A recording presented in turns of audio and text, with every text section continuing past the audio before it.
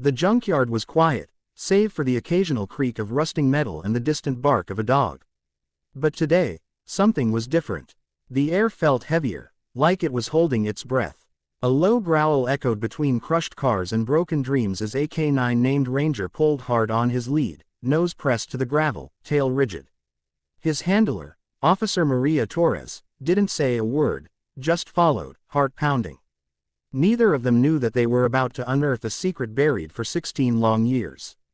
16 years earlier, on a rainy October evening, a 5-year-old girl named Emily Cartwright vanished without a trace from her front yard in a sleepy town just outside Phoenix, Arizona. She had been playing with her red tricycle while her mother, Jennifer, baked cookies inside. It was the kind of safe neighborhood where kids roamed freely, neighbors waved from porches, and no one locked their doors during the day. That night changed everything. The community searched for weeks. Helicopters hovered, search parties combed the woods, and posters with Emily's cherubic face were plastered on every telephone pole. But no clues emerged. Jennifer and her husband, Mark, were shattered. He quit his job. She stopped sleeping. The laughter in their house died. Rumors came and went. Tips led to dead ends, and eventually, the town went silent. But not Jennifer. 16 years later, she still set a place for Emily at Thanksgiving, still left her bedroom untouched, still whispered goodnight to a girl lost in time. Her grief hadn't dulled, it had only become quieter, heavier. Every year, she called the police department on the anniversary of Emily's disappearance, just to ask, "Have you found anything?" The answer was always the same.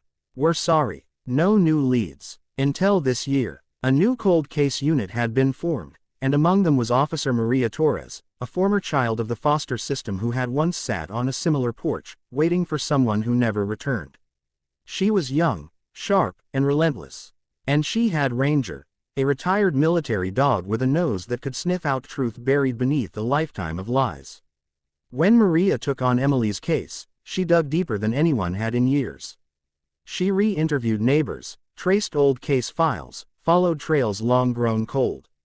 One day, she received a dusty box from a former detective who'd passed away. Inside, among yellowed photos and scribbled notes, was a detail that had been overlooked: a rusty key with the letters, JY46, etched faintly on its side. No one had ever connected it to a location. Maria did. JY, Junkyard 46. An old salvage yard just outside of town, long abandoned, now a dumping ground for forgotten metal and forgotten memories. Maria took Ranger there, more out of hope than certainty. The place was a maze of shattered glass and twisted steel. But almost immediately, Ranger stiffened. He sniffed the air, whined, and darted forward. What happened next unraveled a mystery that had haunted a town for nearly 2 decades. Behind a wall of crushed cars, Ranger pawed at the ground, growling low. Maria followed, heart in her throat, and began to dig. What she found stopped her cold. Beneath a tarp and an old, rusted sheet of aluminum was a tiny skeleton wrapped in a tattered pink blanket, bones no bigger than a child's. Clutched in the skeletal fingers was a red plastic hair clip in the shape of a butterfly. DNA testing confirmed what everyone feared. It was Emily. But the story didn't end there. Investigators reopened the file with a new urgency. Using evidence from the junkyard and a fresh forensic analysis, they traced Emily's final hours. The unthinkable truth began to emerge. A family friend, someone trusted and well-liked in the community, had taken her. He had lured her away with the promise of showing her a puppy, and when Emily resisted, he panicked.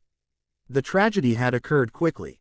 He buried the truth in a place he thought no one would ever look. He moved towns a year later and lived quietly, remarried, had children of his own. The news tore through the town like wildfire. Shock turned to fury, sorrow to mourning. Jennifer collapsed when she was told. For years, she had held on to the hope, however fragile, that her little girl was out there somewhere, maybe even happy, maybe alive. That hope died in a junkyard under rust and silence. And yet, with it came the strange relief of knowing. The torment of not knowing was finally over. The court case was swift. The man pled guilty, haunted by his own secrets. The town, long silent, came together once more to mourn a child lost not to chance, but to betrayal. They held a memorial under the oak tree where Emily used to play.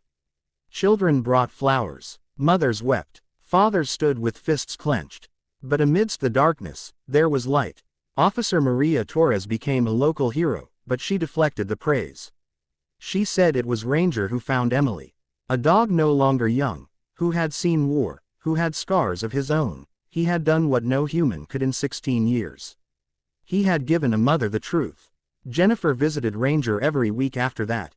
She brought him treats and sat with him, sometimes talking, sometimes just silent. In time, Jennifer and Mark started a foundation in Emily's name, the Butterfly Hope Project, focused on using K-9 units for cold cases involving missing children. They funded training programs and equipment for underfunded departments, ensuring that Ranger's legacy would live on in every sniff, every search, every breakthrough. Ranger passed away 2 years later, lying in the sun, a contented sigh the last sound he made. He was buried beneath that same oak tree, not far from where Emily had once giggled in the breeze. On his headstone, a simple inscription read, "He found what no one else could." In the end, the story of Emily Cartwright wasn't just about loss, it was about love. About a mother's undying hope, a dog's unwavering loyalty, a young officer's unbreakable resolve, and a community that, though broken by time, found a way to heal. If there's one message to take away from this story, it's this: even when the world goes silent, and every trail turns cold, there is always someone, human or not, willing to keep searching. Because sometimes, even after 16 years, the truth still wants to be found.